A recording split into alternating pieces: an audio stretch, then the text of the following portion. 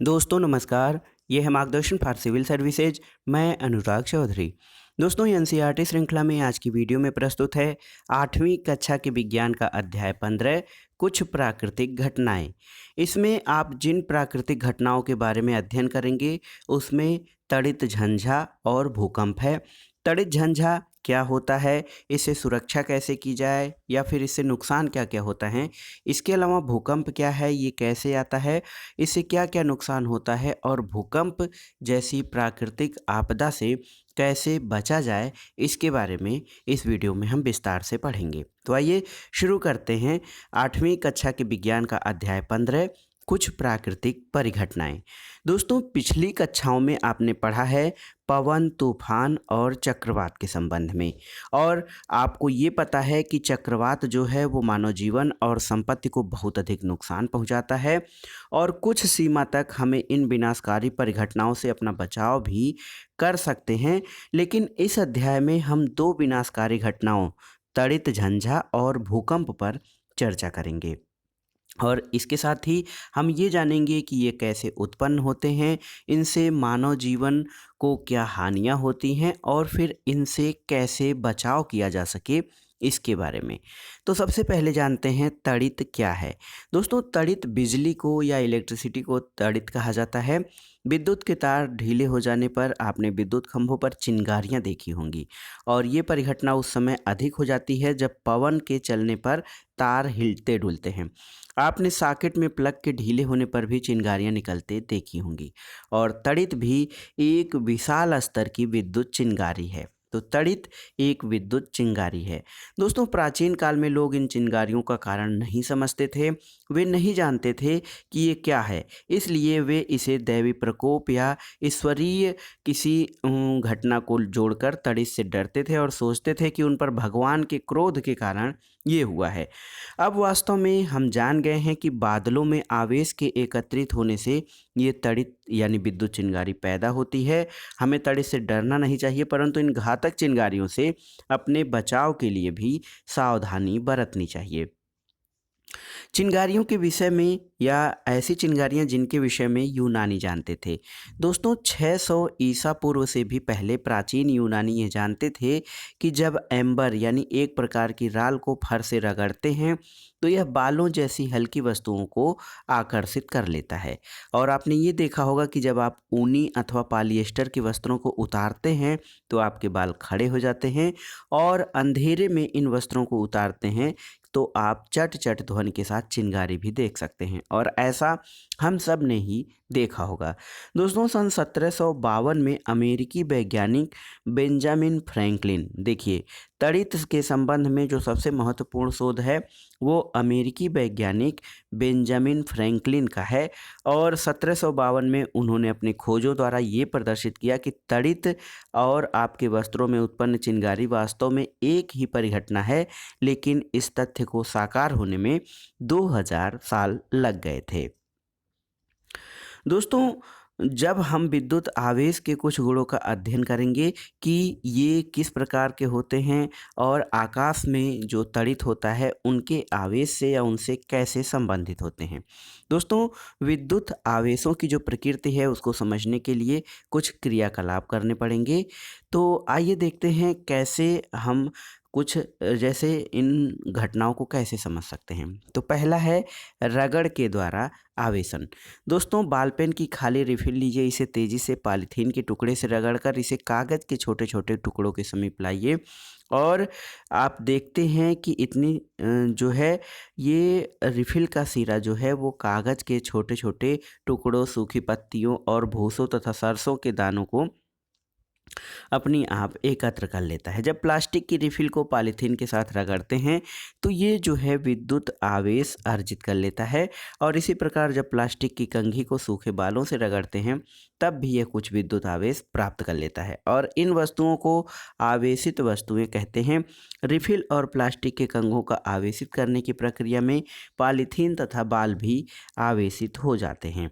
यहाँ पर एक सारणी दी गई है, जैसे रिफिल और को जब पदार्थ पॉलीथीन से रगड़ा जाएगा तो ये कागज़ के टुकड़ों को आकर्षित करती है। इसके अलावा गुब्बारे को जब आप पॉलीथीन, ऊनी वस्त्र और शुष्क बाल से रगड़ते हैं तो इसमें भी आवेश आ जाता है। तो आवेश जो है वह इन पदार्थों में भी आवेश हो जाता है कुछ क्रियाओं के द्वारा। देखिए, आवेश के प्रकार और इनकी कुछ क्रियाएं देखते हैं। दो गुब्बारे फुलाइए, इन्हें इस प्रकार लटकाइए कि एक दूसरे को न छुएं और दोनों गुब्बारों को किसी ऊनी कपड़े से रगड़िए और छोड़ दीजिए। दोस्तों, आप देखेंगे कि इस क्रियाकलाप में जो है समान आवेश एक दूसरे को प्रतिकर्षित करते हैं और विपरीत आवेश एक दूसरे को आकर्षित करते हैं। दोस्तों, जब हम इस क्रियाकलाप को पेन के बेकार रिफिल के साथ दोहराते हैं और रिफिल को पॉलीथीन से रगड़ते हैं तो कांच की गिलास को स्टैंड की भांति उपयोग करते हुए इसे गिलास में रखिए और दूसरी रिफिल को जो है पॉलीथीन से रगड़िए और इसे आवेशित रिफिल के निकट लाइए। तो देखिए, रिफिल का जो आवेशित सिरा है उसको अपने हाथ से न छुएं और गिलास में रखे रिफिल पर कोई प्रभाव क्या पड़ता है? क्या दोनों रिफिल एक दूसरे को आकर्षित अथवा प्रतिकर्षित करते हैं?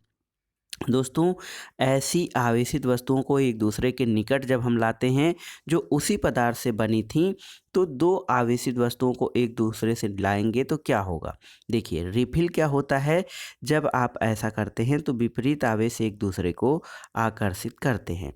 देखिए, प्रेक्षणों में आपको ये चीज़ें पता चलेंगी कि एक आवेशित गुब्बारे ने दूसरे आवेशित गुब्बारे को प्रतिकर्षित किया, यानी एक दूसरे की ओर आकर्षित नहीं किया, और एक आवेशित रिफिल ने दूसरी आवेशित रिफिल को प्रतिकर्षित किया, लेकिन एक आवेशित गुब्बारे ने आवेशित रिफिल को आकर्षित किया, यानी दो वस्तुएं दो भिन्न भिन्न पदार्थों से बनी थी। इससे आपको ये पता चलेगा कि गुब्बारे पर जो आवेश है वो रिफिल के आवेश से अलग प्रकार का है।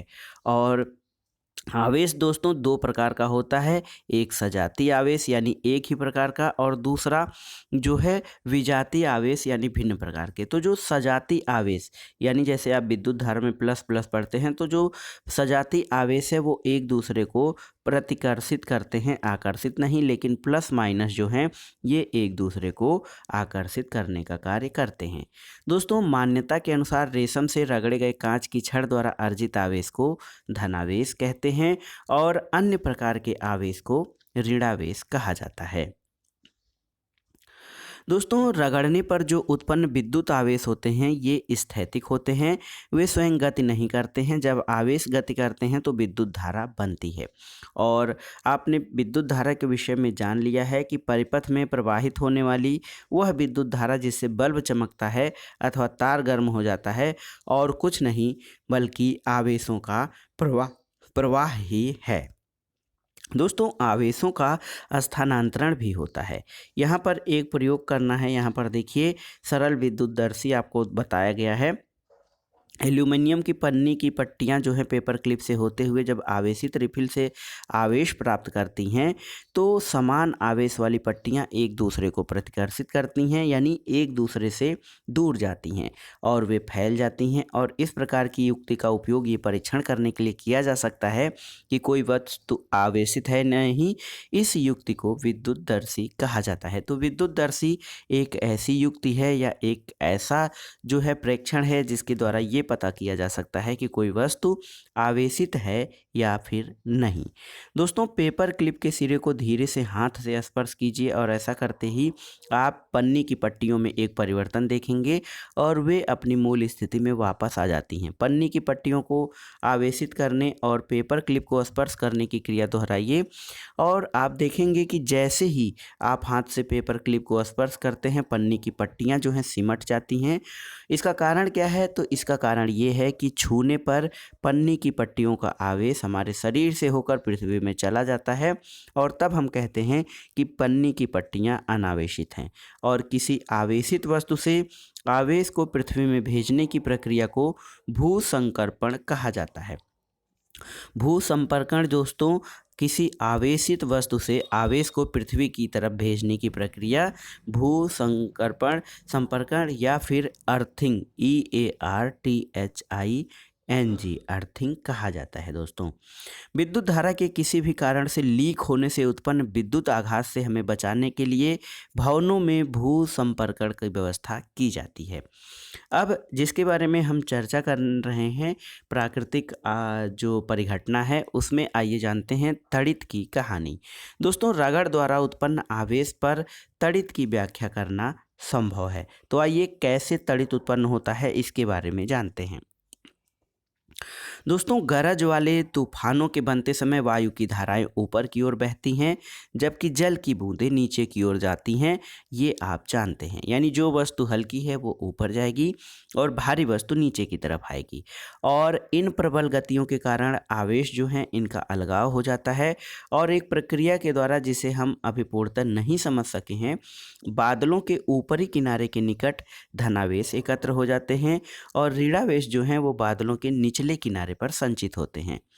धरती के निकट भी धनावेश का संचय होता है। धरती के निकट धनावेश का संचय होता है और जब संचित आवेशों का परिमाण अधिक हो जाता है तो वायु जो विद्युत की हीन चालक होती है, आवेशों के प्रवाह को नहीं रोक पाती है और ऋणात्मक और धनात्मक आवेश जब मिलते हैं तो प्रकाश की चमकीली धारियां और ध्वनि उत्पन्न करती है, जिसे हम तड़ित के रूप में देखते हैं और इस प्रक्रिया को विद्युत विसर्जन कहा जाता है। यहाँ पर देखिए, बादलों के जो यहाँ पे ऊपरी हिस्से में है ये प्लस है और निचले हिस्से में माइनस है और इन्हीं दोनों में आवेशों के प्रभाव से तड़ित उत्पन्न होता है। दोस्तों, विद्युत विसर्जन की प्रक्रिया दो या दो से अधिक बादलों के बीच अथवा बादलों तथा पृथ्वी के बीच होती है और हमें प्राचीन काल से लोगों की भांति तड़ित से भयभीत होने की जरूरत नहीं है। अब हम मूल परिघटना को समझ सकते हैं। वैज्ञानिक हमारा ज्ञान बढ़ाने के लिए कठोर परिश्रम कर रहे हैं और तड़ित के गिरने पर जीवन और संपत्ति की हानि होती है, इसलिए हमें उससे बचाव के उपाय करने चाहिए। आइए जानते हैं तड़ित से सुरक्षा कैसे करें। तड़ित यानी आकाशीय बिजली। तो दोस्तों, तड़ित और झंझा गरज वाले तूफान के समय कोई भी खुला स्थान सुरक्षित नहीं होता है। गरज सुनना किसी सुरक्षित स्थान पर तुरंत पहुंचने की चेतावनी है और अंतिम गर्जन सुनने के बाद सुरक्षित स्थान से बाहर आने से पहले कुछ देर प्रतीक्षा करनी चाहिए। दोस्तों, इसके लिए सुरक्षित स्थान का पता लगाना जरूरी है। कोई मकान अथवा भवन सुरक्षित स्थान है और यदि आप किसी कार अथवा बस द्वारा यात्रा कर रहे हैं तो वाहन की खिड़कियां और दरवाजे बंद होने पर आप उसके भीतर सुरक्षित रह सकते हैं। दोस्तों, तड़ित झंझा के समय जो है क्या करें और क्या ना करें, इसके लिए भी सरकार द्वारा या फिर अन्य संस्थाओं द्वारा गाइडलाइंस जारी किए जाते हैं। तो तड़ित झंझा के समय क्या करें क्या ना करें। दोस्तों, बाहर खुले में खुले वाहन जैसे मोटरसाइकिल, ट्रैक्टर, निर्माण कार्य मशीनें, खुली कार सुरक्षित नहीं है। इसके अलावा खुले मैदान, ऊंचे वृक्ष, पार्कों के शरण स्थल, ऊंचे स्थान तड़ित से हमारी सुरक्षा नहीं करते हैं। तड़ित झंझा के समय छाता लेकर चलने का विचार किसी भी दृष्टि से अच्छा नहीं है और यदि आप वन में हैं तो छोटे वृक्ष के नीचे शरण ले लीजिए और आप किसी ऐसे खाली क्षेत्र में हैं, खुले क्षेत्र में हैं जहां कोई शरण स्थल नहीं है, तो सभी वृक्षों से काफ़ी दूरी पर खड़े रहें और ज़मीन पर न लेटें बल्कि ज़मीन पर सिमट कर नीचे बैठें। अपने हाथों को घुटनों पर और सिर को हाथों के बीच में रखें तथा जो है इस स्थिति में आप आघात के लिए लघुत्तम लक्ष्य बन जाएंगे। दोस्तों, घर के भीतर क्या करें। तो तड़ित टेलीफोन के तार, विद्युत तार अथवा धातु के पाइपों पर आघात कर सकती है और तड़ित झंझा के समय हमें इन्हें नहीं छूना चाहिए, यानी हमें बिजली के उपकरणों या खुले वस्तुओं का प्रयोग नहीं करना चाहिए बारिश के समय। तो दोस्तों, जो इलेक्ट्रिक है इसका प्रयोग कम करना चाहिए। मोबाइल फ़ोन अथवा बिना डोरी वाले फ़ोन का उपयोग सुरक्षित है, लेकिन यह बुद्धिमत्तापूर्ण नहीं है कि आप किसी ऐसे व्यक्ति को टेलीफोन करें जो तारयुक्त फ़ोन से आपकी बात सुन रहा हो। इसके अलावा दोस्तों, ऐसे समय बहते हुए जल के संपर्क से बचने के लिए भी तड़ित झंझा के समय स्नान से बचना चाहिए। साथ ही कंप्यूटर, टीवी आदि जैसे विद्युत उपकरणों के प्लग को सॉकेट से निकाल देना चाहिए। विद्युत बल्ब और ट्यूबलाइटों को जलाए रखा जा सकता है, इनसे कोई हानि नहीं होती है। तड़ित चालक क्या होता है दोस्तों। तो तड़ित चालक ऐसी युक्ति होती है जिसका उपयोग भवनों को तड़ित या झंझा के प्रभाव से बचाने के लिए किया जाता है। किसी भवन के निर्माण के समय उसकी दीवारों में उस भवन की ऊंचाई से अधिक लंबाई की धातु की छड़ स्थापित कर दी जाती है और इस छड़ का एक सिरा वायु में खुला रखा जाता है और दूसरे सिरे को जमीन में काफ़ी गहराई तक दबा दिया जाता है। धातु की छड़ विद्युत आवेश के जमीन तक पहुंचने के लिए एक सरल पथ प्रदान करती है और भवन निर्माण में उपयोग होने वाले धातु के स्तंभ, विद्युत तार तथा जल पाइप भी कुछ सीमा तक हमारा बचाव करते हैं, लेकिन तड़ित झंझा के समय इन्हें छूना नहीं चाहिए। यहाँ पर देखिए भवन में किस प्रकार से तड़ित चालक लगाया गया है। अब आइए देखते हैं दूसरी प्राकृतिक परिघटना के बारे में, भूकंप के बारे में।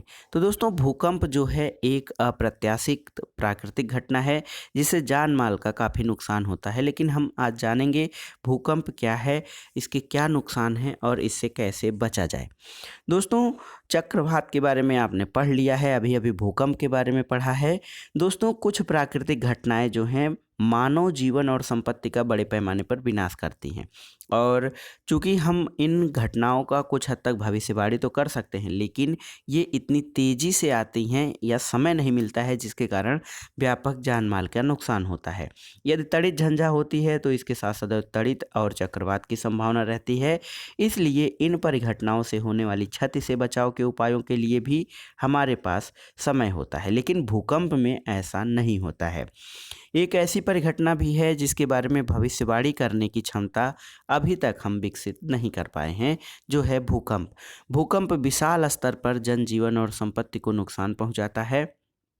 दोस्तों 8 अक्टूबर 2005 को भारत के उत्तरी कश्मीर में उरी में और तंगधार शहरों में एक बड़ा भूकंप आया था और 26 जनवरी 2001 को गुजरात के भुज और कच्छ में बहुत ही भयंकर भूकंप आया था। दोस्तों भूकंपों से बहुत अधिक क्षति होती है भवनों को, मकानों को, लेकिन भूकंप क्या होता है, कैसे आता है, इसके प्रभाव को कम कैसे किया जा सकता है, इसके बारे में आइए जानते हैं। भूकंप क्या होता है? भूकंप दोस्तों अर्थक्वेक होता है, पृथ्वी के पृष्ठ सतह में कंपन। भूकंप जो कुछ बहुत कम समय तक रहता है, पृथ्वी का कंपन या एक हल्का झटका होता है और यह पृथ्वी के भूपटल के भीतर गहराई में गड़बड़ी या उथल पुथल के कारण उत्पन्न होता है। दोस्तों भूकंप हर समय सब जगह आते रहते हैं, लेकिन इनको नोटिस नहीं किया जाता है। विशाल भूकंप कम होते हैं, ये भवन, पुल, बांध, लोगों को असीमित क्षति पहुंचाते हैं और इससे जीवन और संपत्ति की विशाल हानि होती है। भूकंपों से बाढ़, भूस्खलन और सुनामी भी आ सकते हैं।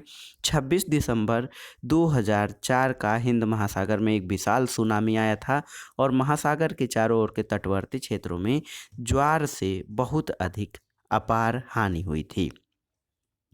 दोस्तों भूकंप का कारण क्या होता है? तो शुरू में जब हम लोग छोटे थे तो कोई बताता था कि ये पृथ्वी जो है वो शेषनाग के फन पर टिकी हुई है और जब शेषनाग इधर उधर हिलते हैं तो भूकंप आता है। और यहाँ पे एक बच्चा सोच रहा है कि मेरी दादी ने मुझसे बताया था कि पृथ्वी किसी सांड के एक सींग पर टिकी है और जब सांड इसे दूसरे सींग पर ले जाता है तो भूकंप आता है। और ये कैसे सत्य हो सकता है? तो प्राचीन काल में लोग भूकंप आने का सही कारण नहीं जानते थे, इसलिए उनकी धारणा मनगढ़ंत कथाओं जैसे बूझों की दादी ने सुनाई थी उसके द्वारा व्यक्त की जाती थी और दुनिया के तमाम भागों में इस तरह की मनगढ़ंत कथाएं प्रचलित थीं। दोस्तों पृथ्वी के अंदर की सबसे ऊपरी सतह में गहराई की गड़बड़ के कारण भूकंप आते हैं या भूस्पंद कहा जाता है। पृथ्वी की इस परत को भूपर्पटी कहते हैं। देखिए ये जो पृथ्वी का एक चित्र दिया गया है, इसमें दोस्तों ये सबसे ऊपर की परत जो है ये भूपर्पटी है, उसके अंदर प्रावार है, उसके अंदर जो है दोस्तों बाह्य क्रोड है और जो सबसे घना भाग है ये जो पीला, ये आंतरिक क्रोड के रूप में दर्शाया गया है। पृथ्वी की जो परत है ये एक खंड में नहीं है, ये टुकड़ों में विभाजित है और प्रत्येक टुकड़े को प्लेट कहा जाता है। दोस्तों प्लेट टेक्टोनिक्स के अंतर्गत आप पढ़े होंगे या जानते होंगे कि प्लेट जो हैं ये निरंतर गति करती रहती हैं और जब एक दूसरे से रगड़ खाती हैं अथवा उनमें टक्कर होता है तो एक प्लेट दूसरी के नीचे चली जाती है। इस कारण भूपर्पटी में विक्षोभ उत्पन्न होता है और यही विक्षोभ पृथ्वी की सतह पर भूकंप के रूप में दिखाई देती है। यहाँ पर देखिए दो प्लेटें आपस में टकरा रही हैं और या फिर दो प्लेटें आपस में रगड़ रही हैं। तो ये पृथ्वी के प्लेटों की जो गतियाँ होती हैं, ये भी भूकंप का एक प्रमुख कारण है। दोस्तों, बोझो सोचता है कि यदि वैज्ञानिक भूकंप के बारे में इतना अधिक जानते हैं, तो क्या वे आने वाले भूकंप के बारे में भविष्यवाणी कर सकते हैं? दोस्तों, भूकंप आने के कारण निश्चित रूप से जानते हैं, लेकिन अभी तक ये संभव नहीं हो पाया है कि आने वाले भूकंप के समय और स्थान की भविष्यवाणी किया जा सके। दोस्तों, कहीं कहीं आपने ये पढ़ा होगा कि भूमिगत विस्फोट या बड़े पैमाने पर विस्फोट से भी भूकंप उत्पन्न हो सकते हैं। दोस्तों, पृथ्वी पर भूस्पंद ज्वालामुखी के फटने अथवा किसी उल्का पिंड के पृथ्वी से टकराने अथवा किसी भूमिगत नाभिकीय विस्फोट के कारण भी उत्पन्न हो सकते हैं, लेकिन अधिकांश भूकंप जो हैं वो पृथ्वी के प्लेटों की गतियों के कारण होते हैं। भूकंप प्लेटों की गतियों के कारण उत्पन्न होते हैं। जहां प्लेटों की सीमाएं दुर्बल होती हैं, वहां भूकंप आने की संभावना अधिक होती है। दोस्तों, इन क्षेत्रों को भूकंपी क्षेत्र अथवा भ्रंश क्षेत्र भी कहा जाता है और भारत के अति भूकंप अंशांकित क्षेत्रों में कश्मीर, पश्चिमी और केंद्रीय हिमालय, समस्त उत्तर पूर्व कच्छ, करण, राजस्थान और सिंध गंगा के मैदान हैं। दक्षिण भारत के कुछ भाग भी खतरे के क्षेत्र में आते हैं। यहाँ पर देखिए प्लेटों को दर्शाया गया है कि ये यूरेशियन प्लेट है और ये तिब्बत का पठार है। इसके अलावा ये गंगा का मैदानी क्षेत्र है, ये देखिए। उसके अलावा ये गंगा का मैदान है दोस्तों, ये हिमालय वाला एरिया है और इंडियन प्लेट देखिए साउथ में दिखाई गई है। भारतीय उपमहाद्वीप में पृथ्वी की प्लेटों की गतियाँ इस प्रकार से होती हैं। दोस्तों, किसी भूकंप की शक्ति के परिमाण को कैसे मापा जाता है? तो इसे रिक्टर पैमाने पर व्यक्त किया जाता है। जो अधिक विनाशकारी भूकंप होते हैं उनकी रिक्टर पैमाने पर परिमाण 7 से अधिक होता है और भुज और कश्मीर में आए भूकंपों का परिमाण जो था 7.5 से अधिक था। दोस्तों, भूस्पंद या भूकंप पृथ्वी की सतह पर तरंगे उत्पन्न करते हैं। इन तरंगों को भूकंपी तरंगे कहा जाता है।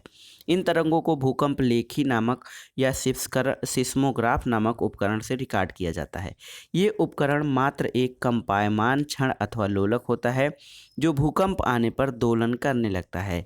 इसके कंपायमान तंत्र के साथ एक पेन जुड़ा होता है। यह पेन इसके नीचे गति करने वाले कागज की पट्टी पर भूकंपी तरंगों को रिकॉर्ड करता रहता है और इन तरंगों का अध्ययन करके वैज्ञानिक भूकंप का जो है मानचित्र बना सकते हैं। और यहाँ पर देखिए दोस्तों, भूकंप लेखी का आरेख यहाँ पे दिया गया है और इसके अलावा भूकंप का चित्र कि यहाँ पर कैसे पृथ्वी के अंदर भूकंप आता है। भूकंप के लिए कुछ शब्दावलियों को समझना जरूरी है। ये जो गोल गोल बताया गया है ये भूकंपी तरंगे हैं। दोस्तों, पृथ्वी के केंद्र पर जहाँ से नीचे गहराई से जहाँ से भूकंप उत्पन्न होता है उसे अधिकेंद्र कहा जाता है। ऊपर का भाग पृथ्वी का पृष्ठ है और इस भाग को जो है दोस्तों पृथ्वी के ऊपरी भाग पर जहाँ पे भूकंप परिलक्षित होता है इसे अधिकेंद्र कहा जाता है। ये भूकंप के फोकस केंद्र से सीधे ऊंचाई ऊपर होता है। दोस्तों, डेसिबल एक अन्य उदाहरण है। डेसिबल एक पैमाना होता है और रिक्टर पैमाना रैखिक नहीं होता है। इस पैमाने पर 6 परिणाम के भूकंप की क्षतिनाशी ऊर्जा 4 परिणाम के भूकंप की विनाशी ऊर्जा से 1.5 गुनी अधिक नहीं है। वास्तव में परिमाण में 2 की वृद्धि का अर्थ 1000 गुना अधिक विनाशकारी ऊर्जा है। इसलिए 6 परिमाण के किसी भूकंप की विनाशी ऊर्जा 4 परिणाम के विनाशी भूकंप की ऊर्जा से 1000 गुनी अधिक होती है।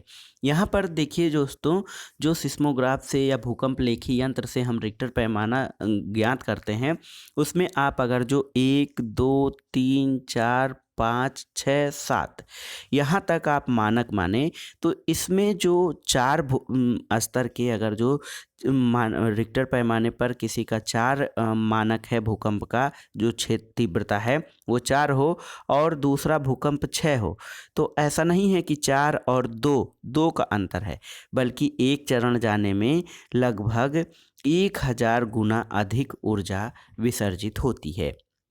आइए जानते हैं भूकंप से बचाव कैसे किया जाए। दोस्तों, भूकंपों की भविष्यवाणी नहीं की जा सकती है। भूकंप अत्यधिक तेजी से आते हैं, अधिक विनाशकारी होते हैं। इसलिए ये ज़रूरी है कि हम हर समय अपने बचाव के लिए सावधानियां बरतें। भूकंप क्षेत्र जहां पर भूकंप आने की अधिक संभावना होती है, वहां पर रहने वाले लोगों को इनका सामना करने के लिए विशेष रूप से तैयार होना होता है। सबसे पहले इन क्षेत्रों के भवनों का डिजाइन ऐसा होता है कि बड़े भूकंपों के झटकों को सह सकें, और आधुनिक भवन प्रौद्योगिकी इसे संभव बना रही है। दोस्तों, भवनों के ढांचे सरल हों ताकि वे भूकंप निरापद हो, यानी भूकंप से उनकी सुरक्षा हो सके। दोस्तों, किसी योग्य आर्किटेक्ट और संरचना इंजीनियर से परामर्श करना चाहिए। अत्यधिक भूकंपी क्षेत्रों में भवन निर्माण में भारी पदार्थों की अपेक्षा मिट्टी अथवा इमारती लकड़ी का उपयोग करना चाहिए। अलमारियों इत्यादि को दीवारों के साथ जड़ना अधिक अच्छा होता है, जिससे वे आसानी से न गिरें। दीवार घड़ी, फोटो फ्रेम, जल गीजर आदि को दीवार में लटकाते समय सावधानी रखिए ताकि भूकंप आने पर लोगों के ऊपर न गिरे। और चूंकि कुछ भवनों में भूकंप के कारण आग लग सकती है, इसलिए ये जरूरी है कि सभी भवन, विशेषकर ऊंची इमारतों में अग्निशमन के सभी उपकरण कार्यकारी स्थिति में होने चाहिए। और दोस्तों, केंद्रीय भवन अनुसंधान संस्थान ये रुड़की में स्थित है। इसने भूकंप प्रतिरोधी मकान बनाने के लिए कुछ जानकारी विकसित की है। देखिए, ये जानकारियाँ क्या हैं, भूकंप के झटके लगने की स्थिति में बचाव के लिए क्या उपाय करेंगे आप। तो देखिए, घर में हैं तो किसी मेज के नीचे आश्रय लें या झटके के रुकने तक वहीं रहें। ऐसी ऊंची और भारी वस्तुओं से दूर रहें जो आप पर गिर सकती हैं। और बिस्तर पर हैं तो उठे नहीं, अपने सिर का तकिए से बचाव करें। लेकिन यदि आप घर के बाहर हैं तो भवन, वृक्ष और ऊपर जाती विद्युत लाइनों से दूर किसी खुले स्थान को खोजें और धरती पर लेट जाएं। और यदि आप किसी कार अथवा बस में हैं तो बाहर न निकलें। ड्राइवर से कहें कि वह धीरे धीरे किसी खुले स्थान पर पहुंचे और भूस्पंद यानी भूकंप के समाप्त होने के पहले बाहर ना निकलें। दोस्तों, इस अध्याय के अध्ययन से आपने क्या सीखा, उसका सारांश देखते हैं। कुछ वस्तुओं को अन्य वस्तुओं से रगड़कर आवेशित किया जा सकता है। आवेश दो प्रकार के होते हैं, धनावेश और ऋणावेश। सजातीय आवेश यानी धनावेश एक दूसरे को प्रतिकर्षित करते हैं। दोनों धन आवेश हों या फिर दोनों ऋण आवेश हों तो एक दूसरे को प्रतिकर्षित करते हैं। और विजातीय आवेश यानी एक धन और एक ऋण आवेश एक दूसरे को आकर्षित करते हैं। रगड़ द्वारा उत्पन्न विद्युत आवेशों को स्थिर आवेश कहा जाता है। और जब आवेश गति करते हैं तो विद्युत धारा बनती है। कोई वस्तु आवेशित है या नहीं, इसकी पहचान के लिए विद्युतधर्षी का उपयोग किया जाता है। और किसी आवेशित वस्तु के आवेश को पृथ्वी में स्थानांतरित करने को भूसंपर्कण कहा जाता है। बादलों और पृथ्वी अथवा विभिन्न बादलों के बीच विद्युत विसर्जन के कारण तड़ित उत्पन्न होती है। और तड़ित जो है, इसका आघात जीवन और संपत्ति को नष्ट कर देता है। तड़ित चालक भवनों और तड़ित प्रभाव से बचा सकता है। पृथ्वी के अचानक कांपने अथवा थरथराने को भूकंप कहा जाता है। भूपर्पटी के भीतर गहराई में विक्षोभ के कारण भूकंप आते हैं। भूकंप इतने तीव्र या इतने तेजी से आते हैं कि उनकी भविष्यवाणी नहीं की जा सकती है। पृथ्वी की प्लेटों की सीमाओं पर भूकंप आने की प्रवृत्ति होती है और इन क्षेत्रों को भूकंप प्रभावी क्षेत्र या भ्रंश क्षेत्र कहते हैं। किसी भूकंप की विनाशी ऊर्जा की माप रिक्टर पैमाने पर की जाती है। रिक्टर पैमाने पर 7 से अधिक माप वाले भूकंप जीवन और संपत्ति की अपार क्षति करते हैं। दोस्तों, हमें भूकंपों से बचाव के लिए आवश्यक सावधानियां पहले से ही रखनी चाहिए। तो ये था आज का वीडियो, 8वीं कक्षा के विज्ञान का अध्याय 15, कुछ प्राकृतिक घटनाएं। और इन प्राकृतिक घटनाओं में आपने तड़ित और भूकंप के बारे में समझा। वीडियो आपको कैसा लगा हमें कमेंट बॉक्स में ज़रूर बताइएगा। वीडियो को लाइक करें, शेयर करें और इस चैनल मार्गदर्शन फॉर सिविल सर्विसेज को सब्सक्राइब करें। वीडियो देखने के लिए धन्यवाद दोस्तों, नमस्कार।